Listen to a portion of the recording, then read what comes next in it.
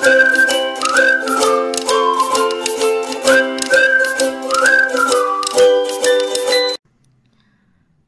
स्वामी समर्थ. मी नैना, तुमचं माझ्या स्वामी सेवेकरी नैना या यूट्यूब चॅनलवरती स्वागत आहे. आज मी तुम्हाला गुरु पुष्यामृत कधी आहे आणि या योगावरती लक्ष्मी प्राप्तीसाठी आपल्याला कोणत्या सेवा करायच्या आहेत, कोणते उपाय करायचे आहेत, हे आज मी तुम्हाला थोडक्यात सांगणार आहे.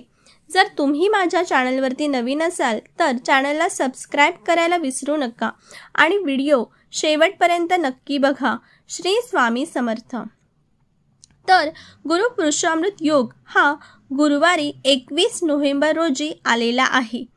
याचा शुभ मुहूर्त आहे सकाळी 6:52 पासून सुरू ते दुपारी 3:34 पर्यंत गुरु पुष्यामृत योग आहे.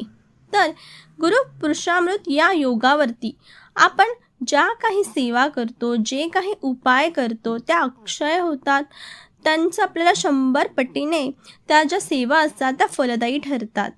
या काळात स्वामी सेवा, लक्ष्मी सेवा, विष्णू सेवा आपल्याला जरूर करायच्या असतात. तर श्री प्रभू रामचंद्रांचे लग्न ह्या गुरु पुष्यामृत योगावरती लागले होते.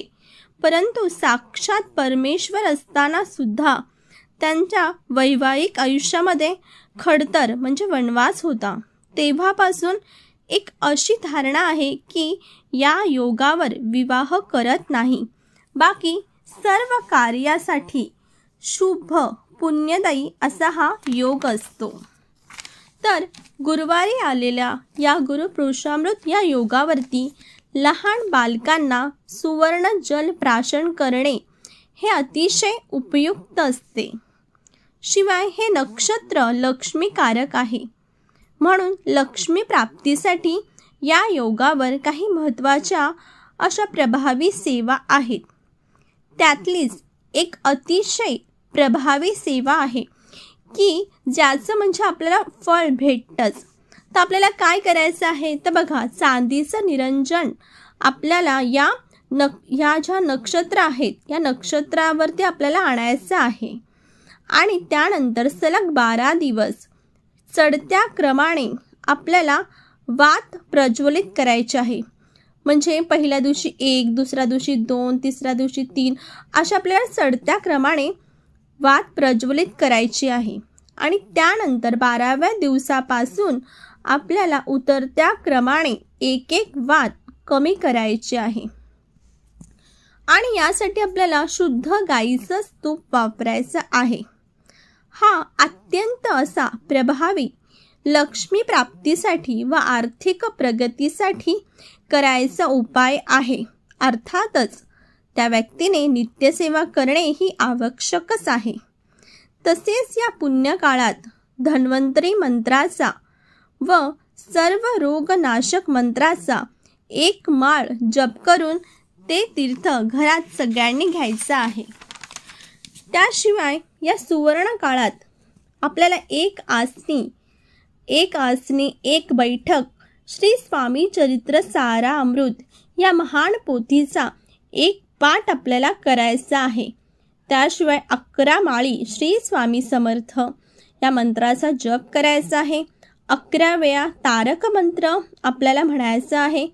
या सेवेने श्री स्वामी समर्थ महाराजांची कृपा होऊन लक्ष्मी प्रसन्न राहते. या नक्षत्रावरती आपल्याला काय करायचं आहे तर बघा, भगवान विष्णू आणि माता लक्ष्मीची आपल्याला पंचोपचार पूजा करायची आहे. आणि आपल्याजवळ जर दक्षिणावरती शंख असेल आणि ज्यांच्याजवळ दक्षिणावरती शंख नसेल त्यांनी गुरु पुष्यामृत या योगावरती दक्षिणावरती शंख देखील घरी आणला तर ते सुद्धा अत्यंत शुभ आहे. तर आपल्याला दक्षिणावरती शंखाने अभिषेक करायचा आहे. आता विष्णू भगवानांची मूर्ती नसेल तर तुम्ही भगवान श्रीकृष्णांवरती सुद्धा अभिषेक करू शकता, लक्ष्मी मातेच्या मूर्तीवरती अभिषेक करू शकता किंवा श्रीयंत्रावरती अभिषेक करू शकता. या दिवशी माता लक्ष्मीला कमळाचं फूल, गुलाबाचं फूल तुम्हाला अर्पण करायचं आहे. सफेद मिठाईचा नैवेद्य अर्पण करायचा आहे. विष्णू भगवानांना तुम्ही पिवळी फुलं, पिवळी फळं किंवा पिवळी मिठाई तुम्हाला अर्पण करायची आहे. या दिवशी लक्ष्मी प्राप्तीसाठी काही विशेष अशा सेवा असतात, त्या करायच्या असतात.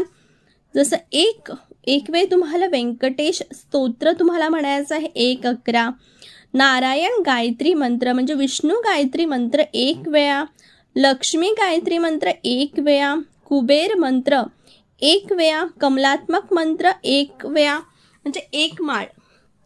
असं तुम्हाला 1 माळी तुम्हाला म्हणायचं आहे. त्याशिवाय तुम्ही श्री महालक्ष्मी अष्टक तुम्हाला म्हणायचं आहे, कणकधारा स्तोत्र आहे तुम्हाला म्हणायचं आहे, अशा श्रीसूक्त आहे. तुम्ही 1 किंवा 16 वेळा श्रीसूक्त म्हणायचं आहे. श्रीसूक्त तुमच्याजवळ जर श्रीयंत्र असेल तर तुम्ही श्रीयंत्रावरती तुम्हाला कुंकुमार्चन करायचं आहे. तुम्ही कुंकुमार्चन 1 किंवा 16 वेळा करू शकता. अशा प्रकारे श्री स्वामी समर्थ महाराजांचा 1 माळ तुम्हाला जप करायचा आहे. विष्णू भगवान आणि लक्ष्मी माता यांची तुम्हाला पंचोपचार पूजाही करायची आहे. संध्याकाळी तुम्हाला तुपाचा दिवा प्रज्वलित करणं हे खूपच शुभ मानलं जातं. तुम्हाला कुलदेवी आहे, आपली जी कुलदेवी आहे त्यांचीही मनोभावे मनापासून पूजा करायची आहे. बघा, गुरुपुरुषामृत ह्या योगावरती मंत्र, संकल्प, साधना, जप करण्यासाठी हा योग अतिशय असा शुभ मानला जातो. म्हणून ह्या काळामध्ये आपण ज्या काही सेवा करतो त्या लवकरच फलदायी होतात.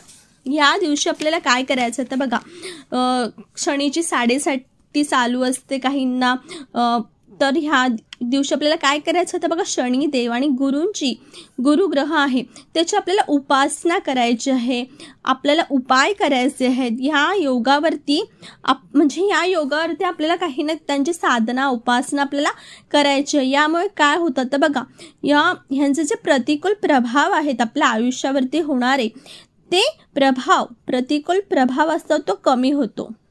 याशिवाय आपल्याला या मुहूर्तावरती दान धर्म करायचा आहे, त्याच्यामुळे अधिक पुण्य आपल्या पदरात आपल्याला पाडून घेता येणार आहे. शिवाय तसं केल्याने काय होणार आहे तर लक्ष्मी मातेचा आशीर्वाद लाभून घरात भरभराट आपल्या होणार आहे.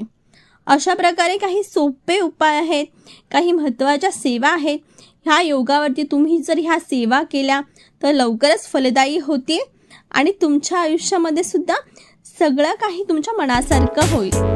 महाराज तुमच्या सगळ्या चांगल्या इच्छा पूर्ण करत. अवधूत चिंतन, श्री गुरुदेव दत्त.